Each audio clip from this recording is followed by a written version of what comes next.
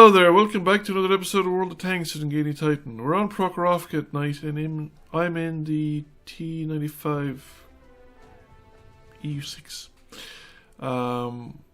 This is actually one of the early battles, shortly after I got it. So this is within the first 5 battles, I think, of me getting the T-95 E6. We're on Prokhorovka, which is a good map for a tank like the T-95 E6, because the turret's reasonably good. Particularly the frontal armour of the turret. It's actually quite well sloped, particularly again from the front, because it is sloped back from the gun mantlet, as well as, I mean, it might be sloped very steeply from side shots and stuff like that, but it's actually sloped quite well back from the gun mantlet. The team is actually pushing forward very aggressively in Prokhorovka, which is quite unusual to see in many respects. And in fact, in some cases, you might say they're pushing a little too aggressively. That it's going to become a little crowded along here if everybody's circling around the front line. Now, there's no artillery in this game, which is, it takes a different complexion on it. In fact, be a hell of a lot worse if there was artillery with this crowd of tanks around, because there's a chance that if 2 tanks collide or whatever, because they're paying attention to what's going on over the ridgeline, that they'd get hammered by artillery. Now, a couple of our tanks had pushed forward into the bowl, and I did as well, and to be honest with you, it was a really bad idea. I shouldn't have come in here, and they shouldn't be here either. The bowl is kind of tempting, especially since the enemy are not occupying the western side of the road much at the moment. However, the problem with the bowl is threefold. It used to be a great spot for scouting. If you had a very strong turret tank, it was a great spot for scouting because it gave you view range right into the back of the map. And both sides of the western side of the road had elevated positions where tank destroyers could lurk and pretty much shoot right down to the back of the map, as long as somebody was brave enough to go into the bowl and spot for them. So you could rack up huge spotting damage. I remember racking up like 4,000 or 5,000 spotting damage in a comet in this map back in the old days. However, in the current kind of meta on the bowl of those days was deeper as well, so when you pull back into the centre of the bowl, you actually would disappear. You could become unspotted. Now the bowl is shallow enough that you almost never become unspotted. The other thing is that it's quite trivial to push up or push north or south on the western side of the road if the other side isn't opposing it strongly, and just get horizontal with the bowl and just kill anyone's in it. And the third thing is that because the tank destroyers no longer sit behind you, wreaking devastation and hellfire down in the back row, when you stick your nose out of the bowl to shoot at anyone, you're exposing weak flank armour to somebody of the turret. So you're either shooting along the ridgeline at tanks along the ridgeline that you're getting sight shots onto, and the guys to the south and north are putting rounds into the side of your turret. That was unfortunate there. That really takes me out of the game for a while.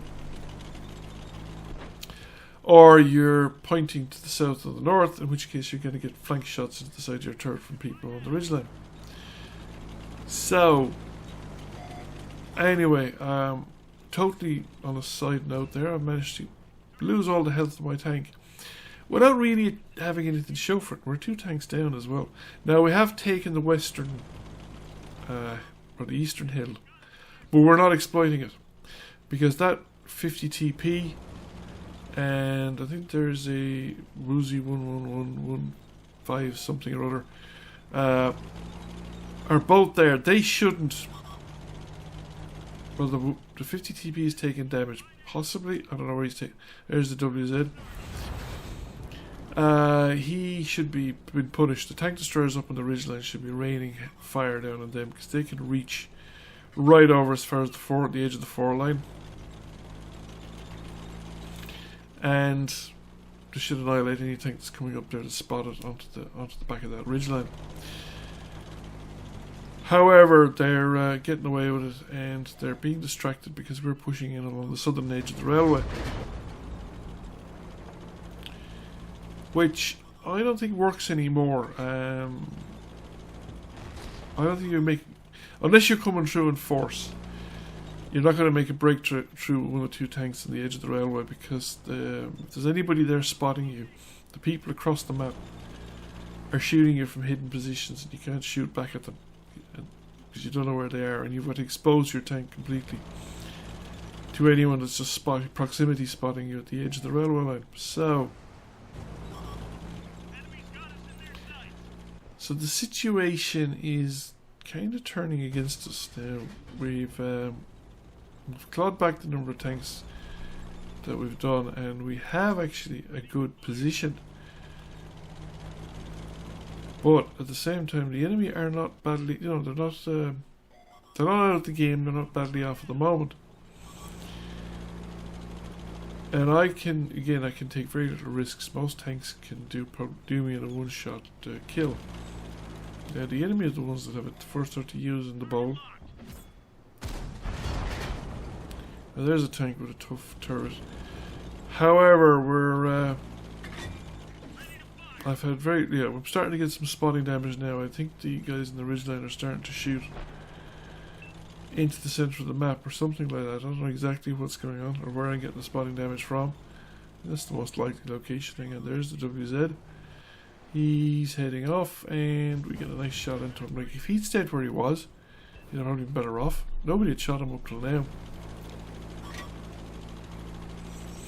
And if he was going to go back to defend the rear, he's better off crossing the ridgeline over where he was in the middle and just going down on the other side of the ridgeline, where I would not be able to shoot at him because the ground would have been covering. And there he is now, right up by the railway. I think he's trying to spot the guys on the hill. Doesn't really make sense for him to be up by on the railway otherwise. Now he's safe from the guys at the bottom of the map as well because of the curvature of the railway line, but our light tank is making a run for the middle of the map, and it's going to be a bit of a crazy suicide run. We have tanks pushing down on the western side, and the light tank again, he's not sure it's a Guerrilla 15, there's a Waffenträger E100, we've got a lot of tanks down there. Okay, that went well over the Waffenträger. Object 430 at very low health. The light tank has actually done something here to our benefit. They have killed the medium that was coming down the western side. I think they killed both the tanks that was coming down the western side. And then they turned around to chase the light tank. And they all did it. They're all in the middle of the field, that little cluster. They're going to drop out of view range now, shortly. But it stopped them pushing north along the 1-2 line. Prior to that, they were determinedly pushing north along the 1-2 line and kind of focused on that. And that means that the T110E4 that's up there at the northwestern corner of the map on our side is just being attacked on its own by a light tank, not by multiple tanks together. Even if the two light tanks had gone up there together, they'd probably have that tank destroyer on its own because it would be isolated and alone and trying to defend its corner without any support. At this point, I pretty much give up the T110E4 for dead. There's nothing much that I can do to save it. I reckon I'd be better off staying back here and acting as a scout for the two tank destroyers in the hill who don't seem to be feel like budging their position, and let the enemy come to me, and the T110 is pretty much on its own. He doesn't have a great rate of fire, and I'm just too vulnerable if I go up there, especially tangling with a light tank. An auto-loading light tank at that. Puts 2 shots into me and I'm pretty much gone. In fact, if he got sufficiently high roll with 1 shot, he'd probably do me. Now he's moved back up to harass the T110. Now I think he's on his own doing it. He's not... T110 doesn't seem to be taking fire from anybody else. I don't know what the rest of the enemy team are doing.